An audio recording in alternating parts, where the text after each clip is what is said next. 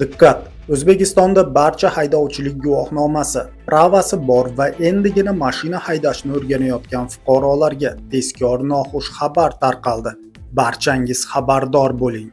Assalomu alaykum hurmatli tomoshabin. Kanalimizda yangi bo'lsangiz, kanalimizga obuna bo'lib, video ostiga bir dona like tugmachasini bosib qo'yishni unutmang. Like bosgan insonni Xudoyim doim qo'llab-quvvatlasin.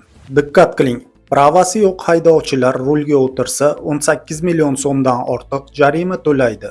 Ma'muriy javobgarlik to'g'risidagi kodeksga kiritilgan o'zgartirishga ko'ra, endi transport vositalarini boshqarish huquqidan mahrum etilgan shaxslarning transport vositalarini boshqarishi 18 million 750 ming so'm jarima solishga sabab bo'ladi.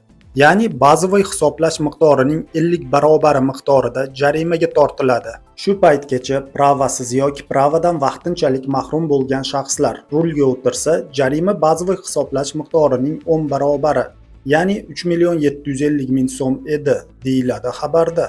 Hurmatli tomoshabin, yangilik barchaga yetib borishligi uchun video ostiga like tugmachasini bosib qo'yishni unutmang.